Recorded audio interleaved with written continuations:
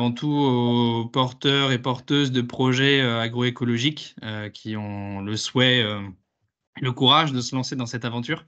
Donc l'idée, c'est qu'on puisse aujourd'hui pouvoir traiter ce sujet, bénéficier du retour d'expérience de fermes de notre réseau, et puis prendre aussi toutes vos questions et y apporter un maximum de réponses. Avant de se lancer dans le vif du sujet, ce webinaire, il est enregistré. Donc voilà, n'hésitez pas à nous dire par écrit si si vous souhaitez couper votre caméra ou que quoi que ce soit, vous puissiez être anonymisé. Voilà. Et on vous invite aussi, si ce n'est pas déjà fait, à couper vos micros dans la mesure du possible pour laisser le moins de place possible aux interférences. Voilà. Donc le sujet de ce soir qu'on voulait aborder, c'était les clés de réussite à la création d'une ferme agroécologique viable. Ça va me permettre de présenter dans un premier temps rapidement l'association Ferme d'Avenir, qui est une association qui a 10 ans maintenant, et qui s'est donné pour mission de développer l'agroécologie un peu partout en France. Et pour nous, l'agroécologie, enfin la définition qu'on s'en est donnée, elle s'illustre à travers la fleur de l'agroécologie, qui est un outil qu'on a développé et qui permet d'illustrer vraiment les trois piliers de la performance agroécologique d'une ferme, c'est-à-dire d'une part une performance économique, donc des fermes qui soient viables, qui parviennent à commercialiser leur production, dans des conditions de travail qui sont bonnes pour les agriculteurs et les agricultrices. Le deuxième pilier, il est environnemental. En agroécologie, il y a écologie. Donc, des fermes qui permettent de respecter la biodiversité, qui produisent dans le respect des limites planétaires, voire qui favorisent la biodiversité et qui participent pleinement à la lutte contre le changement climatique. Et le troisième pilier, il est plus d'ordre social, sociétal, donc c'est-à-dire des fermes qui vont avant tout viser à nourrir leur territoire, qui vont dynamiser les lieux dans lesquels elles sont implantées. Donc voilà, c'est vraiment ces trois grands piliers. Et pour nous, l'agroécologie, ça va être une ferme qui va essayer d'être performante sur ces trois piliers.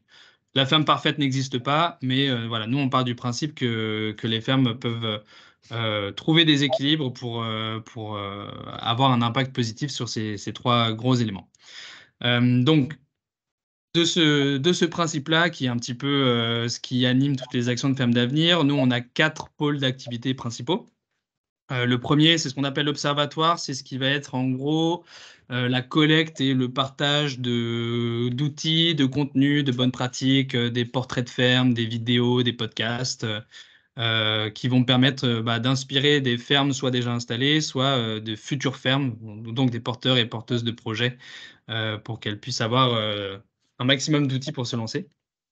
Le deuxième pôle d'activité, ça va être plutôt de l'accompagnement, donc accompagner des porteurs et porteuses de projets dans la création de leur ferme. Ça peut être aussi avec des collectivités, avec des entreprises, toute entité qui va avoir un projet agroécologique en lien avec notre définition. Le troisième pôle, ça va être la formation.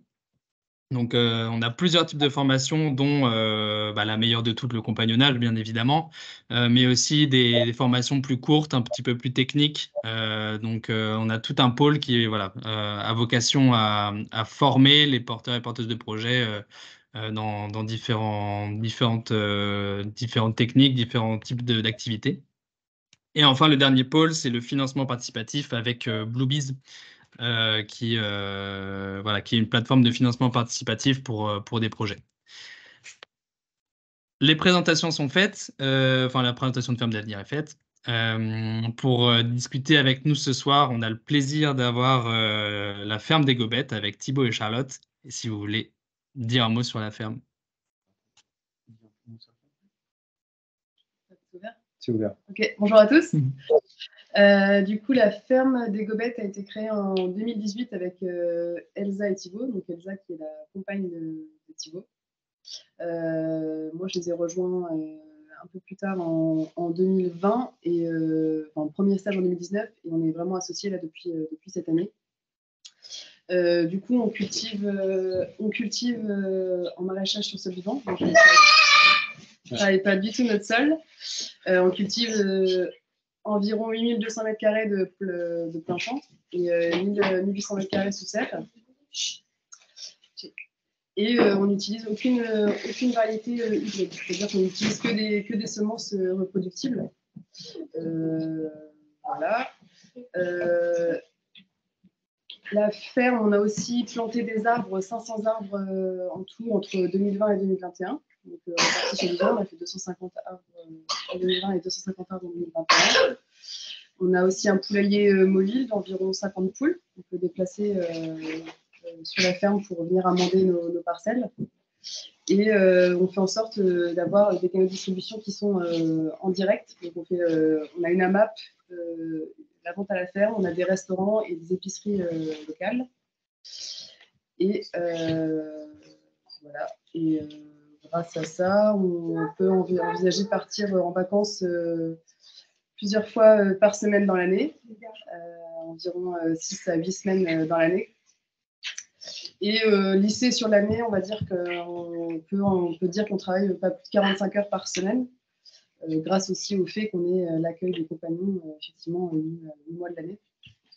Et cette année, on aura réussi à faire un chiffre d'affaires qui avoisine les 110 000 euros, ce qui fait qu'on a pu dégager un salaire de 2 700 euros, voilà, tous les trois. Voilà. Voilà pour les grandes. Super. Voilà. Merci. Donc la ferme des Gobettes, tout comme d'ailleurs le potager Gênes, qui sont fermes formatrices du programme compagnonnage. Et je vais laisser Régis et Nico présenter leur ferme. Je ne sais pas dans quel ordre vous voulez intervenir.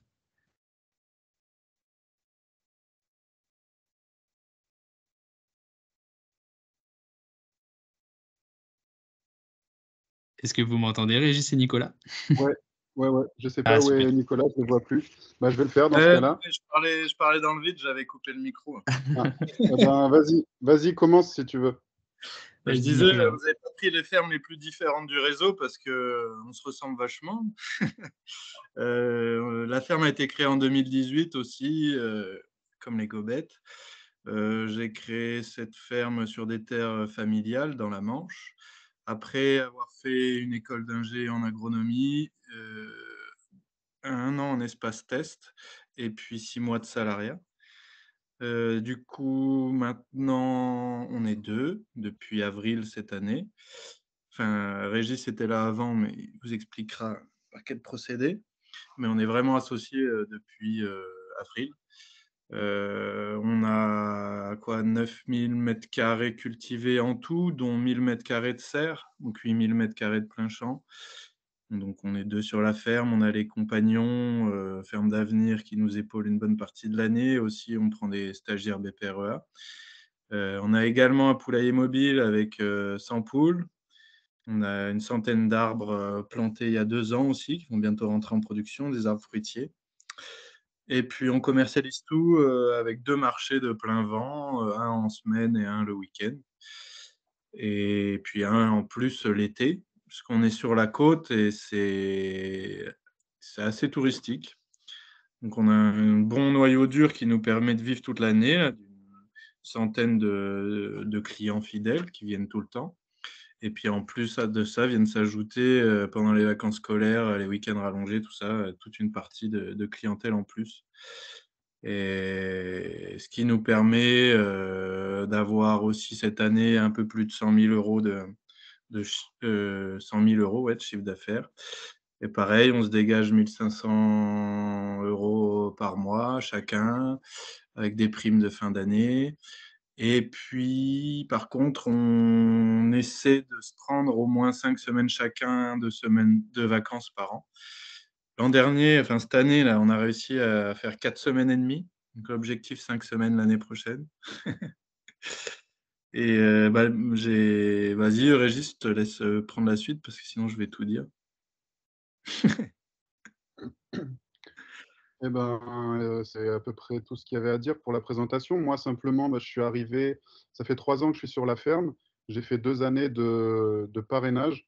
Donc, ça m'a permis de bien connaître la ferme, de travailler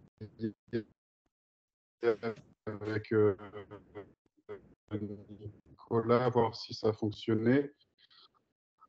Et puis, donc officiellement, cette année, on est associé, on a monté un GAEC. Donc, voilà. On est à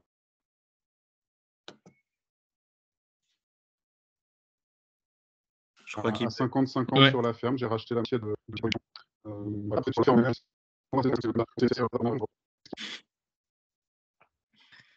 Ok, Régis, t'as petit souci de connexion, mais je crois qu'on a entendu on a entendu l'essentiel. Ok. Donc l'idée de ce webinaire, c'est de parler un petit peu pour chacun de vos expériences et de ce qui fait que vos fermes sont performantes sur tous les aspects agroécologiques dont on a parlé. Avant de vous donner plus longuement la parole, pour toutes les personnes qui nous écoutent, ce que je vous invite à faire, c'est poser vos questions dans le chat pour que on puisse les poser à nos fermes intervenantes et qu'elles puissent vous apporter leurs réponses. Donc voilà, il y a un petit chat auquel vous pouvez accéder. Donc je vous invite à poser vos questions par écrit dans le chat directement. Donc moi, la première question que je voulais vous poser à vous toutes et tous qui êtes là, et peut-être d'abord à vous à la ferme des Gobettes, ce qui, selon vous, était important à prendre en compte quand on se lance dans un projet agroécologique, parce que les personnes qui nous écoutent potentiellement sont des personnes qui ont vocation à se lancer aussi à leur tour dans les prochains mois ou prochaines années. Quels conseils est-ce que vous leur donneriez pour atteindre la performance que vous avez atteinte, et s'il y avait des choses que éventuellement aussi vous feriez différemment, des erreurs à ne pas commettre aussi. Donc peut-être les Gobettes dans un premier temps. Ouais, les erreurs à pas commettre, ouais, il y en a un paquet, et puis c'est aussi important d'en faire.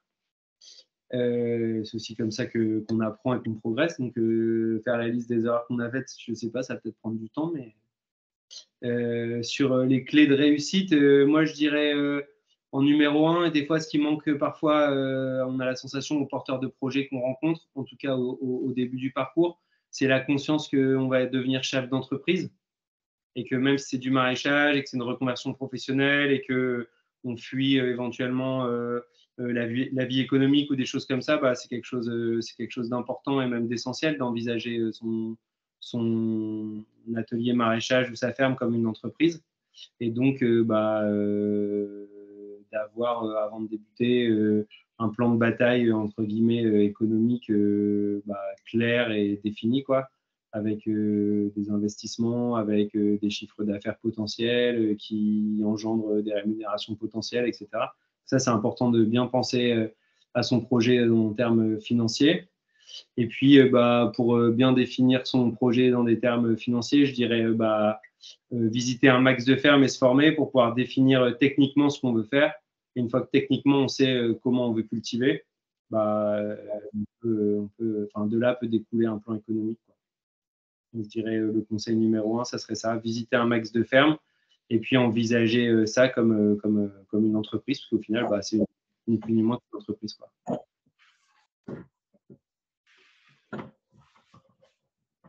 Merci Thibaut.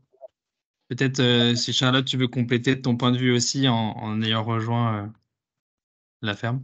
Non, pas vraiment, mais oui. Si, du coup, si, mais je vais appuyer le propos de Thibaut en disant que oui, tant qu'on n'est pas vraiment concret dans la gestion de l'entreprise, on n'a pas idée à quel point le maraîchage, en tout cas, n'est pas que du maraîchage, oui, avant tout, c'est une entreprise et que c'est vraiment très important. En tout cas, de réussir à pouvoir se former à un moment donné, parce que si on n'est pas tous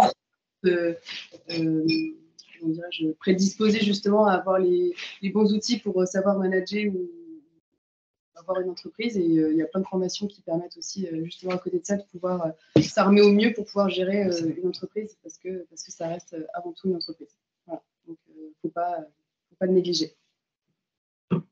Et si je tire un petit peu le fil de ça, est-ce que ça veut dire, selon vous, que quand on réfléchit à son projet, ça veut dire qu'il faut mettre peut-être pas ça en priorité, mais se dire en tout cas les éléments enfin les deux autres piliers, on va dire, de la performance agroécologique, c'est-à-dire les volets plutôt environnementaux et sociaux, viennent une fois que le volet économique est un peu assuré, ou est-ce que c'est un petit peu comme ça que vous l'avez imaginé vous, ou pas forcément? Tu veux que nous on réponde aussi ou Ouais, et puis après je poserai la même question au gars du potager voilà, jeune. non, ça n'empêche pas, enfin, c'est pas pour autant qu'il faut mettre ses valeurs ou ce qu'on a envie de mettre dans le projet de côté pour que tout soit économique. Mais si on insiste là-dessus, c'est parce que maintenant, là, après 6 ans, on a vu vraiment beaucoup de porteurs de projets. On a accompagné pas mal de fermes qui se créent et que souvent, le côté valeur est bien là. Le côté, je veux limiter le plastique, je veux limiter le bilan carbone de mon activité, etc., est bien présent et c'est très bien. Et parfois, il manque la réflexion économique. Donc, ça ne veut pas dire que l'un doit se faire au détriment de l'autre. Nous, on essaye de réfléchir et quand on accompagne des gens aussi, de les faire réfléchir dans ce sens-là. Et c'est carrément possible d'avoir une ferme où on met au centre l'écologie, où on essaye d'avoir une activité durable pour nos sols, pour notre environnement, notre paysage, tout ce qu'on veut, mais ne pas mettre de côté, enfin tout ça est possible en vivant correctement, décemment, et il faut pas que ça soit au détriment de ça non plus, quoi.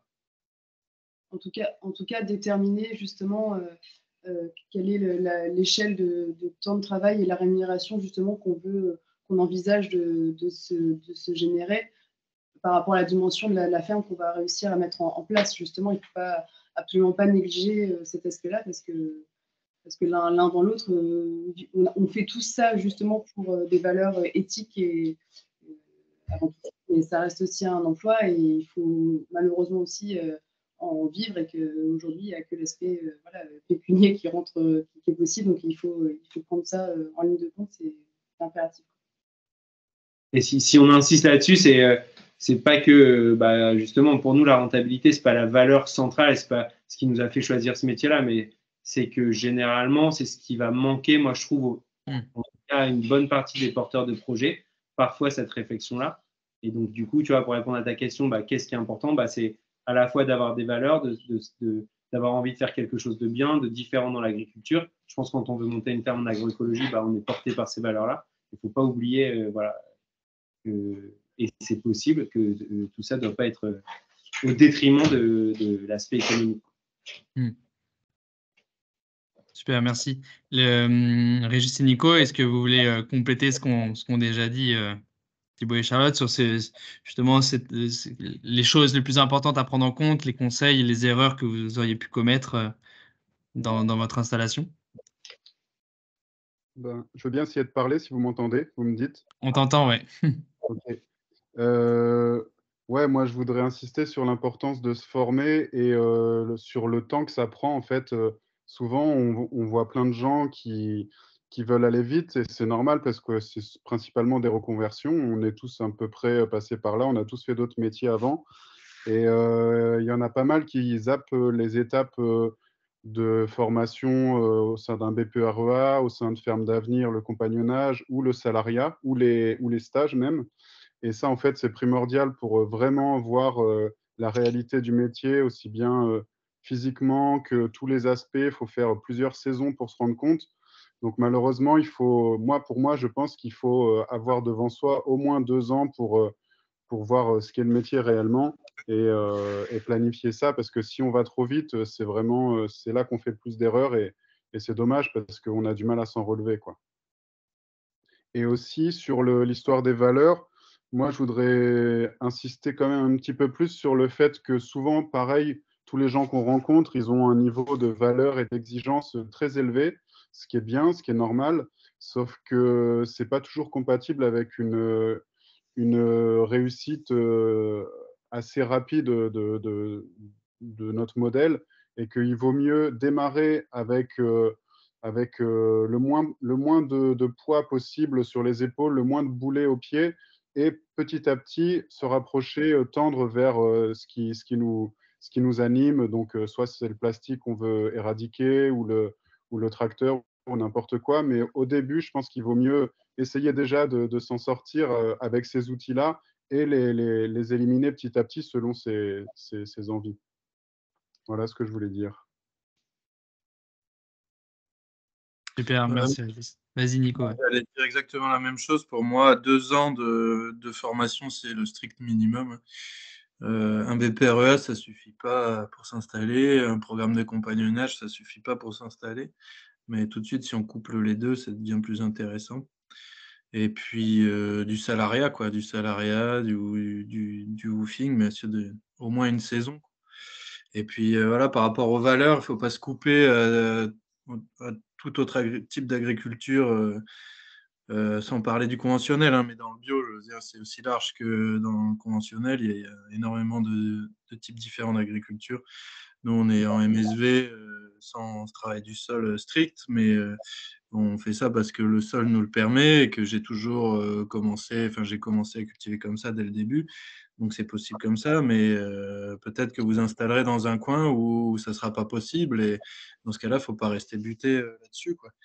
Et du coup, je pense que c'est important de même faire du maraîchage bio plus classique, mécanisé, savoir utiliser une vigneuse, un tracteur, un roto, un broyeur. Ça, c'est des trucs qui peuvent être utiles. Enfin, c'est sûr que ça sera utile. Même si c'est chiant sur le moment et que ça ne nous plaît pas forcément, je pense qu'il faut l'avoir fait pour pouvoir juger, quoi. Voilà. Donc être ouvert. Voilà. Et être ouvert à avoir différents modèles. Super, merci Nico. Il y a quelques questions qui commencent à nous arriver. Pour rappel, voilà, n'hésitez pas à écrire via le chat les questions que vous voudriez poser et on les posera dans un deuxième temps. Donc voilà, le chat est fait pour ça. Pour aller un petit peu plus loin dans ce que vous disiez juste avant, moi je voulais vous poser la question des facteurs clés qui ont permis à vos fermes d'être aujourd'hui performants sur ces trois aspects-là. Au-delà voilà, des éléments importants à prendre en compte quand on s'installe, qu'est-ce qui aujourd'hui fait que vous arrivez à vraiment combiner ces trois volets de l'agroécologie de manière efficace? Je ne sais pas qui veut commencer avec cette question. Moi, je peux commencer. Vas-y, ouais. Vous pouvez répéter la question? Non. Quel- Non, moi, je pense que, enfin, si on peut admettre que niveau économique, la ferme tourne, niveau écologique et social, c'est tout d'abord parce que je pense que je me suis installé avec très peu de financement. J'ai quand même fait un emprunt de 60 000 € pour démarrer. Mais j'ai essayé de faire en sorte d'investir un maximum dans du matériel d'occasion, des trucs à monter soi-même. Il y a qu'un poste où j'ai pas du tout été économe et je le regrette pas, c'est l'irrigation. Là, j'ai tout payé plein pot, tout neuf, les sprinklers, le forage, toute l'install, parce que on fait pas de légumes sans eau, hein. Il y en a qui ont essayé et c'est compliqué. Du coup, il y a des postes comme ça pour moi où c'est primordial de pouvoir mettre de l'argent dès le départ. Mais après tout le reste, j'ai été au plus économe et pour au moins démarrer, lancer la machine les premières années, ce qui n'empêche pas de réinvestir après, petit à petit, quoi. Mais faut avoir un outil de production, qui est déjà prêt à fonctionner, dès la première année. Il faut pouvoir avoir de l'eau quand on ouvre une vanne, démarrer son camion pour partir au marché et qui démarre. Et puis, si vous décidez d'avoir un tracteur qui tourne, quoi. Pas avoir à mettre le nez dans le moteur à chaque fois qu'il faut atteler un outil. Ça, c'est hyper important. Il faut un outil de production qui tienne la route. Et puis, sans trop dépenser, pour pas crouler sous les annuités ou les mensualités avec les banques ou d'autres plateformes, ou d'autres types de financement. Et en termes écologiques et social et sociétal, tout va ensemble en fait. J'ai commencé à produire en MSV en 2018, du coup, sur une prairie. J'ai juste posé des bâches. Et ce qui fait que le sol est en bonne santé, les légumes en bonne santé. Enfin, je ne vous refais pas le topo. Donc, pas de traitement, pas d'engrais. Et du coup, un truc, pour moi, je vois difficilement comment on peut faire plus écologique en termes de production. Après, voilà, j'ai un tracteur, j'ai un camion qui marche au pétrole. Tout ça, on peut en discuter. Et du coup, ben, c'est un service rendu aux gens. On leur apporte des légumes qui sont pleins de vitalité, qui n'ont pas été traités, qui ont été nourris avec de la matière organique. Et ils nous le rendent bien, quoi. Voilà. On leur ment pas et ils nous le rendent bien, quoi. Voilà. Si tu veux Merci, ajouter quelque Nico. chose, Régis. Ou sinon, même question pour Thibaut et Charlotte. Bah, tu veux dire quelque chose? Non, bah, nous, on se retrouve carrément dans ce que Nico a décrit, aussi bien d'un point de vue économique qu'écologique. On cultive à peu près la même façon, donc au niveau écologique, c'est sûr. Ouais, moi, je suis d'accord aussi avec le fait de maîtriser ses investissements et puis ensuite maîtriser ses charges. Ça, c'est très important dans les modèles qu'on a. Nous, on a eu une installation progressive dans le sens où on a essayé tous les ans, pendant les 5 premières années, de réinvestir de l'argent gagné pour développer l'outil de production. Donc, en rajoutant des serres, en posant la première année un système d'irrigation, en achetant un tracteur, en développant un bâtiment pour la vente, etc. Je dirais aussi, dans les clés en termes économiques, c'est d'avoir sûrement une commercialisation bien adaptée à son territoire et avec le moins d'intermédiaires possible.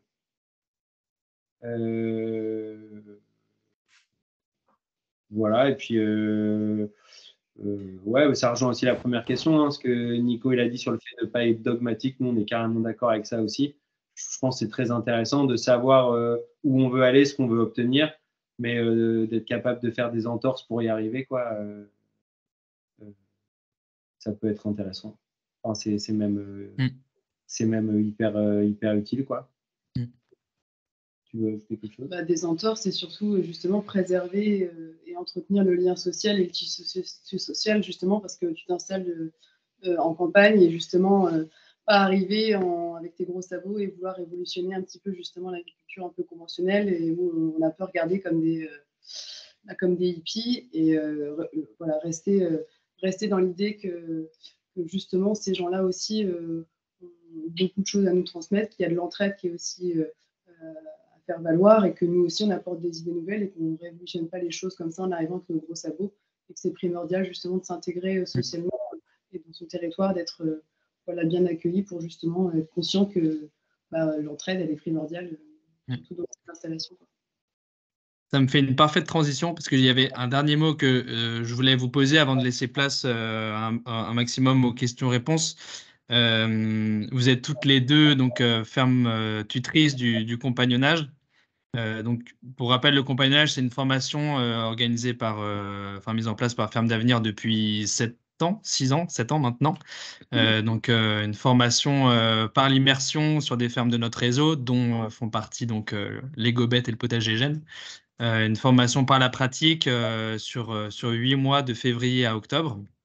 On est actuellement en pleine période de recrutement pour la promotion 2024, donc n'hésitez pas à aller faire un tour. L'idée de cette formation, c'est vraiment d'apprendre de se mettre dans les bottes des maraîchers et des maraîchères pour apprendre toutes les clés du métier et puis avoir un accompagnement sur toute la construction de son projet professionnel dans l'optique d'une future installation en agroécologie. Donc voilà, dans ce programme-là, vous, comment est-ce que, comment vous jouez justement ce rôle de tuteur et tutrice dans la transmission des compétences qui est aussi essentielle avec les enjeux d'aujourd'hui auxquels on essaie d'apporter une réponse?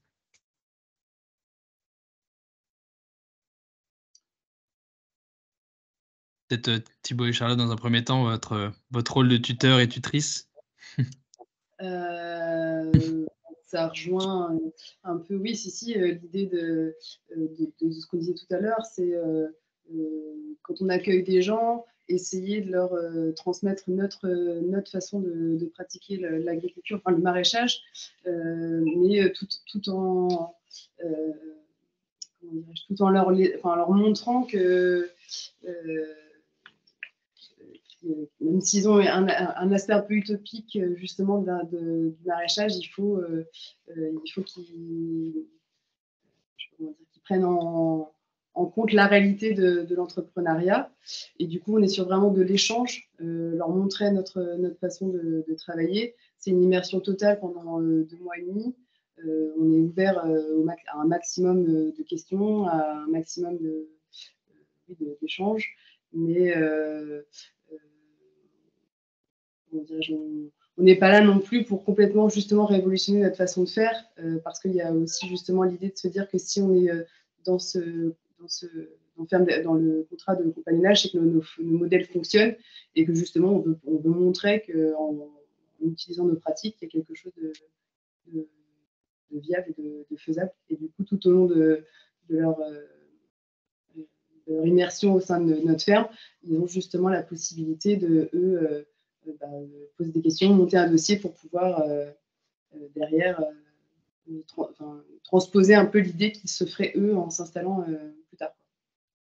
C'était pas très clair. Mais... Non, c'est très clair. Je peux Vas-y, ouais. rajouter un truc. Bien sûr, vas-y.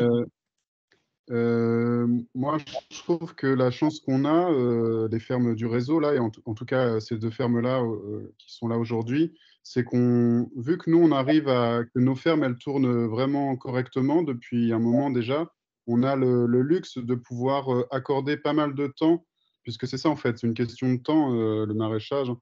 Là, nous, on a la possibilité d'offrir un temps vraiment conséquent en pédagogie pour que ce soit les compagnons ou des stagiaires, si on a des stagiaires. Et on prend vraiment ça au sérieux. Donc, on offre vraiment une transmission qui est pas juste dans l'activité pure avec de la main-d'œuvre pour effectuer des tâches, quoi, comme on peut retrouver malheureusement dans beaucoup de fermes qui sont un petit peu sous perfusion de main-d'œuvre plus ou moins gratuite, comme ça, entre guillemets.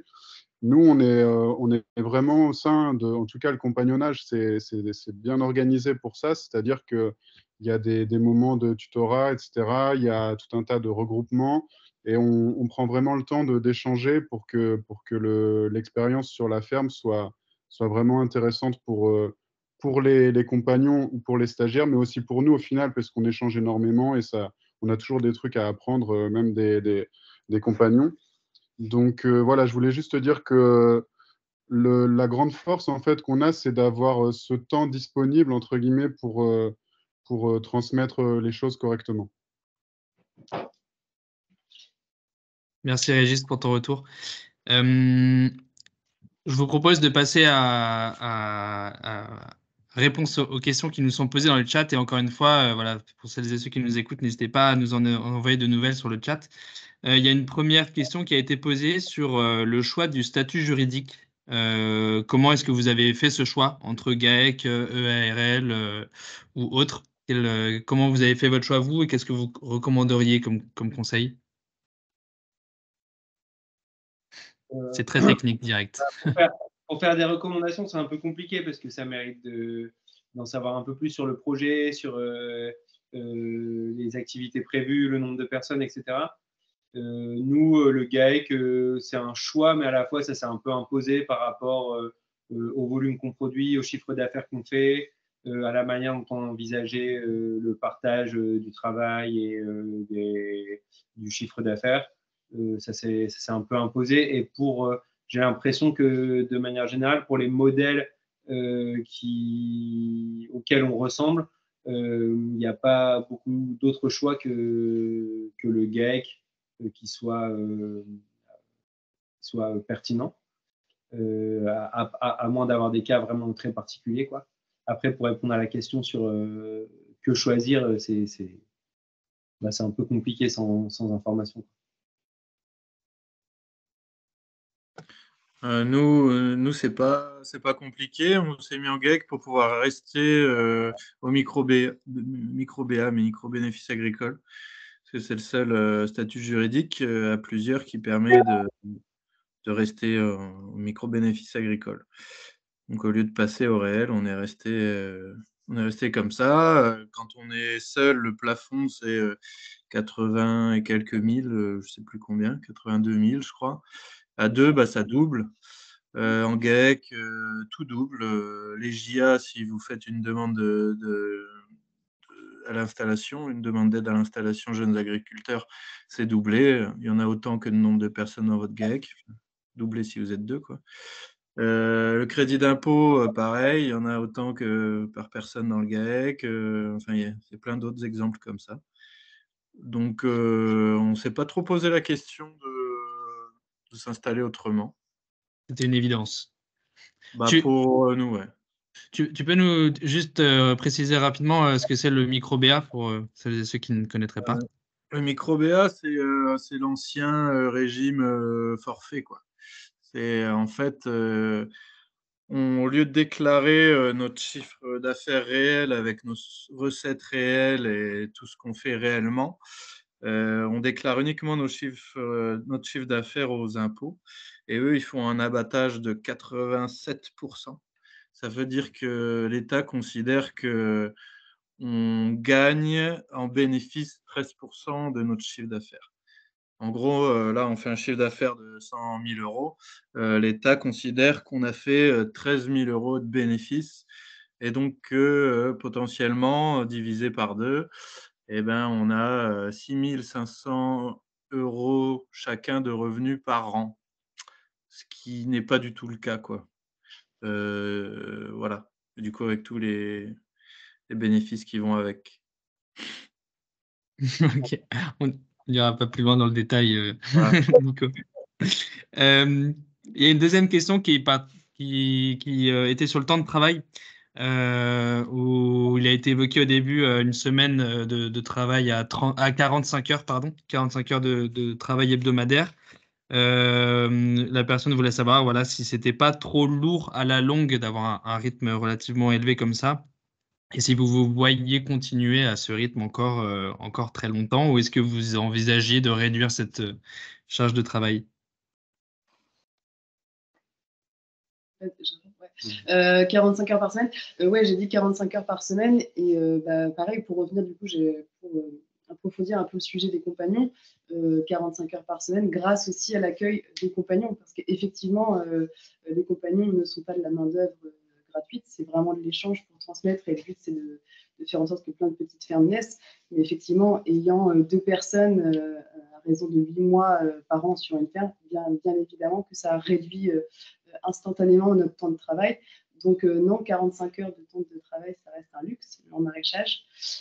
C'est moyen. Ouais, mais oui, c'est une moyenne basse même, parce que en plus, c'est lissé sur l'année. Donc même en pleine saison avec les compagnons, on est plus autour des 60 heures par semaine, voire 65 heures par personne. Donc effectivement, si on n'était pas dans le programme de ferme d'avenir avec les compagnons, bien évidemment que le temps de travail à 3, ce serait sur une année, on serait plus à 60 heures, 65 heures par semaine. Donc, soit il faudrait faire le choix d'abaisser un petit peu notre salaire et donc le temps de production et la surface qu'on cultive, soit on travaillerait comme on fait là. Et effectivement, dans le temps, je ne suis pas sûre que ce soit quelque chose de très viable avec nos pratiques. Ouais, je peux rebondir là-dessus. Vous Bien sûr, m'entendez? bien sûr, vas-y, Régis. Oui, déjà, il faut savoir que c'est quand même une activité qui est extrêmement saisonnière, donc c'est difficile de parler d'une moyenne. On travaille beaucoup pendant 6 mois et vraiment beaucoup moins pendant 4-5 mois. Donc voilà, ça à prendre en compte, et ça a aussi des avantages de pouvoir vraiment se reposer pendant plusieurs mois l'hiver. Et puis sinon, sur la difficulté dans la durée, comme disait Charlotte, la chance qu'on a, c'est qu'on peut ajuster entre guillemets nos revenus, enfin la production, en fonction de nos souhaits en termes de revenus, hein, justement. Donc si on veut avoir plus de temps, on peut réduire nos revenus, hein. Là, nous, on a quand même des bons résultats à ce niveau-là, mais c'est parce qu'on en a envie, on en a besoin. Rien ne nous empêche de lever le pied dans les années à venir et puis de travailler moins. Et puis ce qu'il ne faut pas oublier, c'est que malgré tout, on est quand même encore des fermes toutes les deux assez jeunes qui ont continué un petit peu de travailler beaucoup pour développer la ferme. Et je pense que là, on va quand même arriver à un moment donné où on va avoir des charges en moins, on va avoir des productions qui vont arriver, comme les fruits par exemple, qui vont permettre d'avoir un chiffre d'affaires en évolution avec des taux horaires, enfin un temps de travail qui se stabilise ou qui baisse. Donc, c'est des choses c'est des ratios qui vont s'améliorer à l'avenir. Mais il ne faut pas que ça fasse trop peur, hein, parce que nous, on fait du 9h, 18h en gros, avec une bonne pause le midi. Il y a un week-end sur deux d'astreinte, vu qu'on est deux associés. C'est pas ultra violent, hein. Après, il y a bien pire, il y a bien pire ailleurs. Donc, si 45 heures, ça fait peur, vaut mieux pas trop creuser dans cette voie-là, quoi. Merci Régis. J'avance parce qu'il y a pas mal de questions qui nous arrivent. Une question plutôt sur le financement, enfin deux questions qui se regroupent un petit peu sur les investissements à faire pour lancer sa ferme. Donc au-delà du foncier, quels sont les investissements principaux et vous, comment est-ce que vous avez chiffré votre projet, comment vous avez dimensionné, sur quelle base?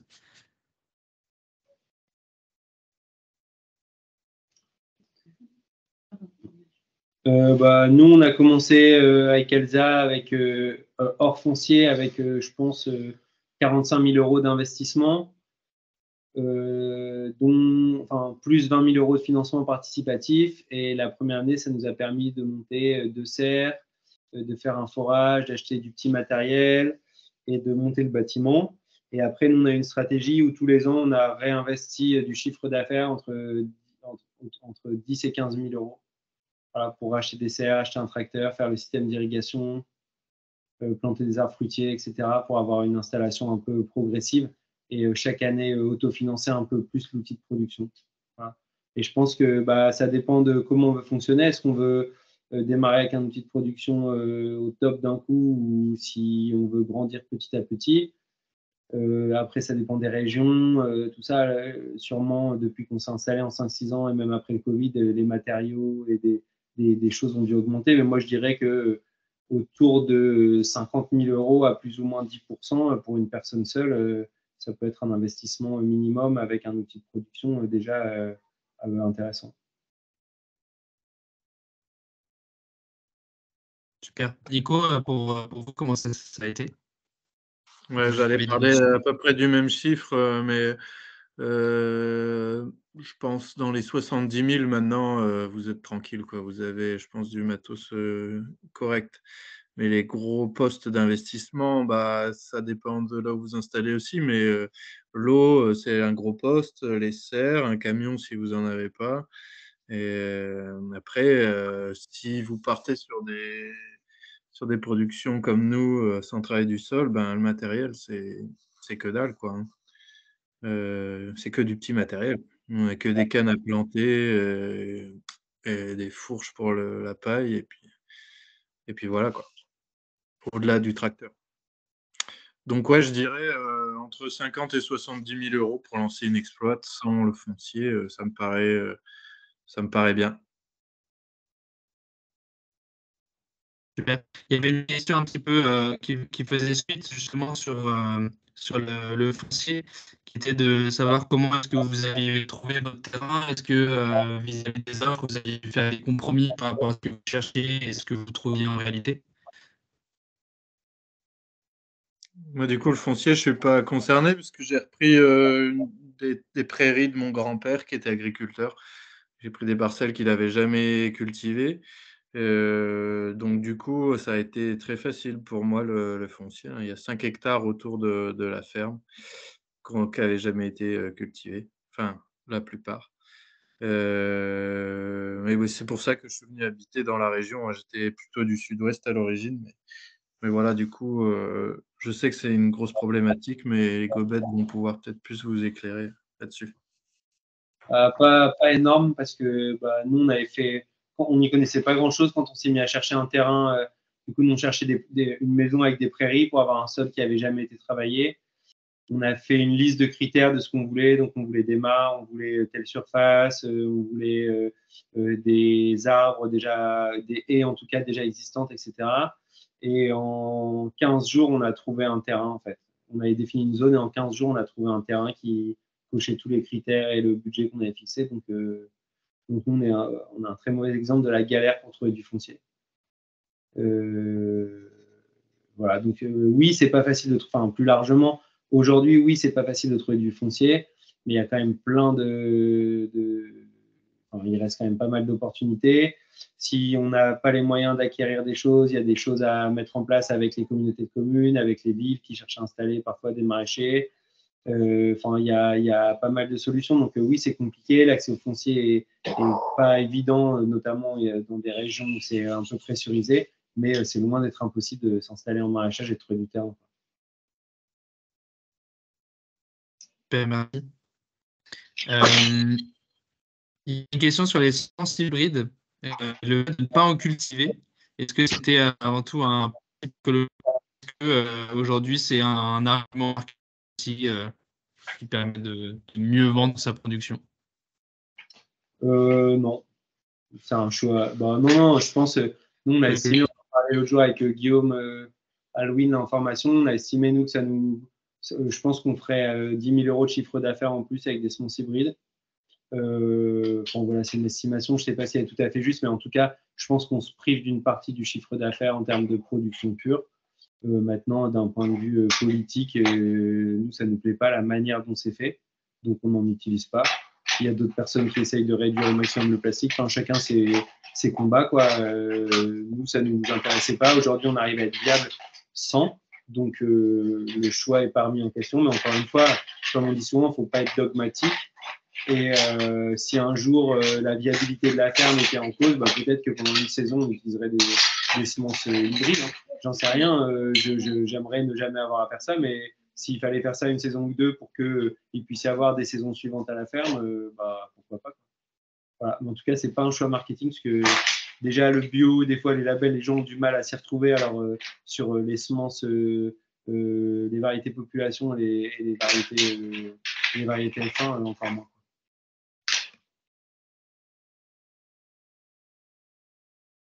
Merci Thibaut. Il y avait une question sur comment se lancer, par où commencer vis du compagnonnage, où c'est vrai que nous, pour le compagnonnage, on demande un minimum d'expérience en jouant de la promotion. L'idée étant simplement d'avoir des personnes qui se soient déjà confrontées à la réalité du terrain. C'est-à-dire qu'on a beaucoup de personnes qui ont des projets d'installation ou de reconversion, mais qui ne sont pas confrontées à ce que veut dire réellement un quotidien sur une ferme. Donc c'est pour ça qu'on demande ce temps d'expérience pour avoir pu se confronter au réel. Malgré ça, voilà, sans expérience, il est quand même toujours possible d'aller visiter des fermes, d'aller faire du woofing, notamment, c'est, je pense, la meilleure manière de mettre un premier pas et de mettre pour la première fois les mains à la terre. Être embauché comme salarié sans expérience, c'est plus compliqué, mais bon, il y a toujours des fermes qui cherchent. Mais enfin, en tout cas, voilà, pour répondre à cette question, moi, je dirais que la première étape, c'est woofing, que ce soit via la plateforme woofing ou alors du woofing un peu plus informel, c'est-à-dire tout simplement aller contacter des maraîchers, des maraîchères à proximité de son domicile ou ailleurs d'ailleurs, et puis aller se proposer d'aller se tester sur la ferme. Ça reste un des meilleurs moyens. J'avance parce qu'il y a beaucoup de questions et d'ailleurs, si jamais on n'arrive pas à toutes les poser, on vous enverra un petit lien où vous pourrez nous les poser, on pourra y répondre a posteriori de ce webinaire.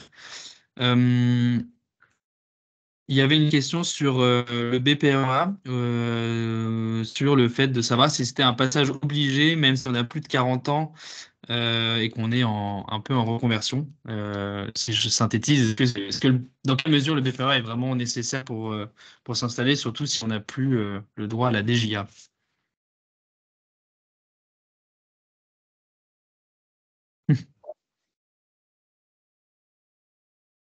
Bah, le BPREA, ça dépend du niveau auquel vous avez pour vous installer. Il y en a plein qui ne sont pas passés par le BPREA, mais quand on arrive et qu'on est novice, je pense que c'est une bonne base, c'est un bon début. Ça nous donne des bases sur la compta agricole, sur l'agronomie, sur l'ergonomie, sur le machinisme, sur l'irrigation. En fait, c'est le b.a.-ba de tout pour pouvoir commencer. Je pense que c'est l'école du maraîchage, la base, quoi. Après, il faut gratter plus loin que ça, mais si on n'a pas de connaissances en agriculture, même en maraîchage, je pense que c'est quand même très intéressant. Et en plus de ça, il y a 7 semaines de stage, je crois, en BPREA. Et tout au long de l'année, donc ça commence dès février. Enfin, moi, je parle pour Coutances, hein. Après, c'est différent pour chaque BPREA. Mais à chaque vacances scolaires, ils ont une période de stage. Ça fait qu'ils voient toute une saison à base de 1 ou 2 semaines de stage à chaque fois. Et pour ça, je trouve que c'est vachement intéressant, quoi. Ouais, complètement. Après, c'est vrai que en plus de ça, un des avantages majeurs aussi, c'est pour avoir la dotation jeune agriculteur au moment de s'installer. Et puis aussi, ça ajoute une qualité supplémentaire quand on va être en train de déposer un dossier pour accéder à du foncier ou bien vendre son projet auprès de financeurs. D'ailleurs, c'est pour ça qu'avec le compagnonnage, on a noué des partenariats avec des CFPPA pour créer un double cursus compagnonnage plus BPREA à distance pour pouvoir suivre les cours du BPREA et passer le diplôme tout en étant en immersion sur les fermes du compagnonnage. Donc comme ça, à la fin, en 12 mois, on a à la fois l'expérience pratique, l'accompagnement individuel via le compagnonnage et puis les cours et le diplôme du BPREA en parallèle. Et là, ça fait un ensemble de compétences pour se lancer.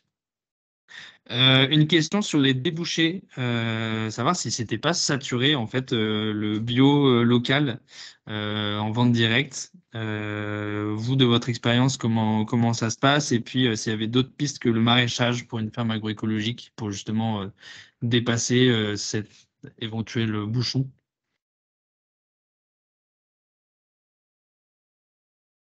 Moi, je pense que il y a, ouais, il y a un phénomène quand même de saturation dans les zones les plus prisées, en fait, comme on observe chez les infirmiers libéraux ou les médecins ou n'importe quoi. Tout le monde s'agglutine d'abord au même endroit quand on a le choix. Et ensuite, là, je pense qu'il va falloir passer dans la phase 2 où on commence à explorer d'autres territoires parce que ça commence gentiment à saturer. Nous, on le voit chez nous, en tout cas, avec le phénomène de reconversion post-Covid, etc. Il y a quand même beaucoup de nouveaux installés. Donc, c'est à prendre en compte. Mais il n'y a pas que le fait d'aller voir un petit peu plus loin. Il y a aussi d'autres façons de produire et de vendre. Là, Thibaut ou Charlotte parlaient des installations avec des municipalités qui ont des liens directement avec les écoles, les collèges. On peut avoir des partenariats comme ça dès le début concernant sa commercialisation qui peuvent être intéressants et on peut planifier sa production en fonction de ça sans passer du tout par la vente directe classique, on va dire, à la ferme ou bien sur les marchés. Il y a d'autres secteurs à explorer qui peuvent être intéressants. Je pense que là, pour certains endroits, ouais, on arrive gentiment à saturation et il ne faudrait pas qu'on se marche dessus, mais bon, c'est à creuser, quoi. Faut être vigilant.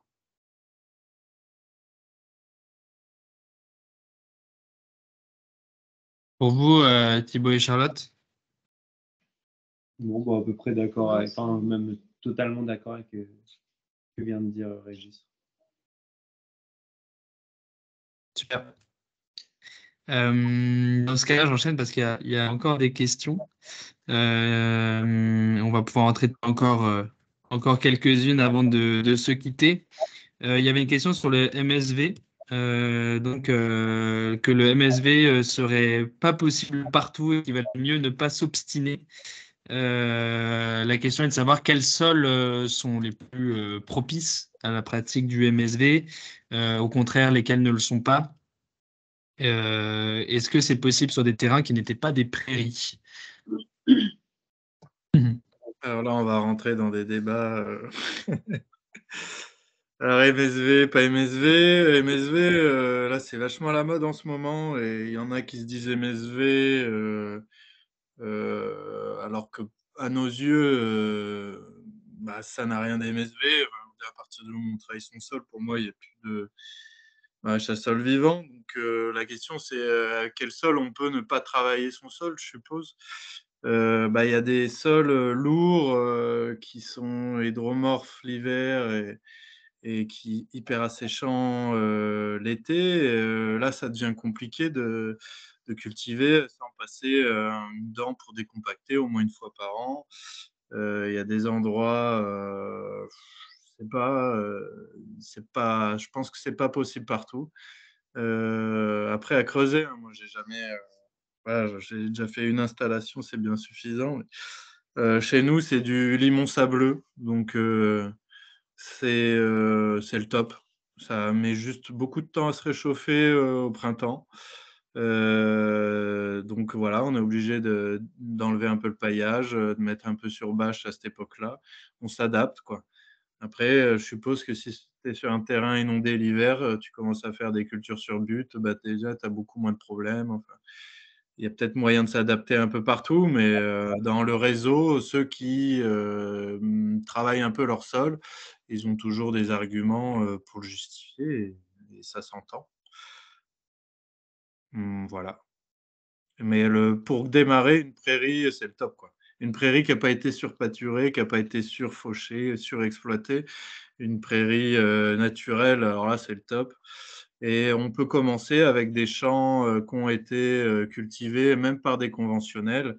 Et là, pour ça, ce qu'on préconise, c'est un apport massif de matière carbonée, à savoir 500 tonnes hectares de BRF, avec un dernier bon gros travail de sol.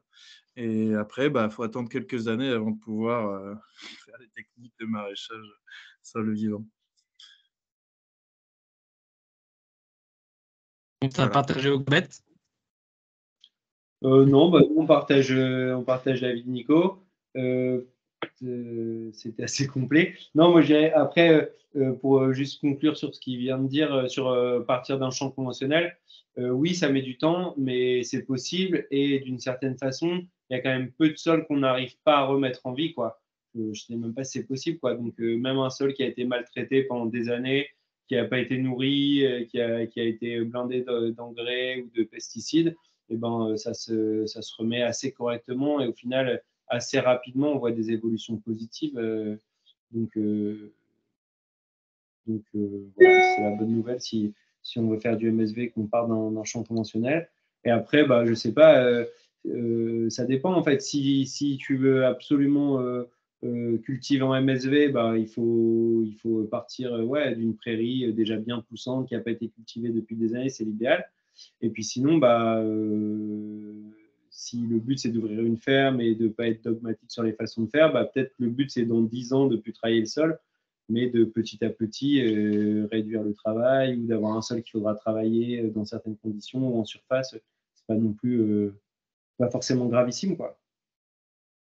Je ne sais pas si le MSV doit être là dès l'installation une finalité ou s'il faut trouver un terrain et puis essayer de s'adapter à son terrain le plus intelligemment possible, quoi.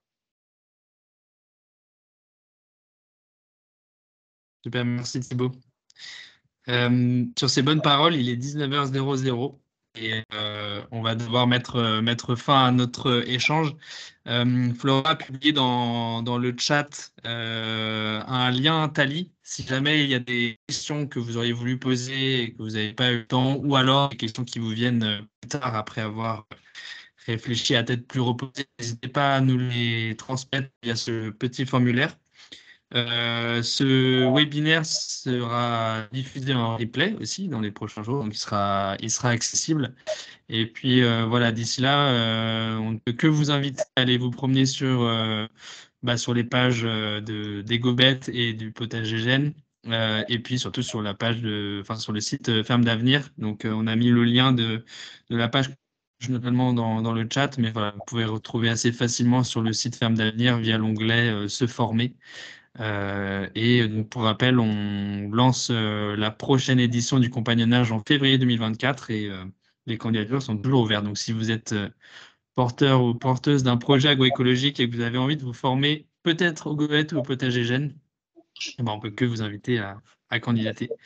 Je laisserai le mot de la fin à vous deux, Thibaut, enfin à vous quatre du coup, Thibaut, Charlotte, Régis et Nico, si vous voulez dire un dernier petit mot pour les personnes qui nous écoutent avant de se dire au revoir.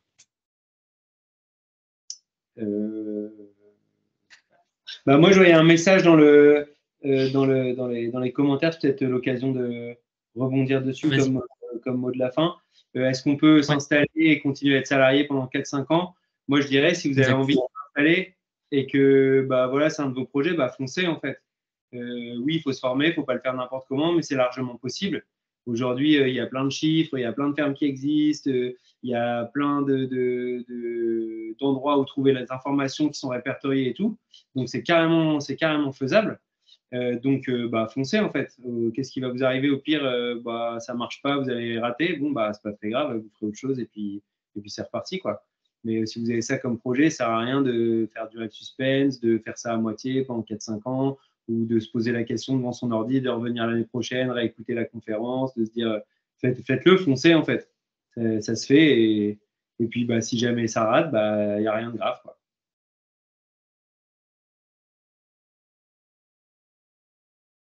Merci Thibaut. Parfait. Rien à ajouter.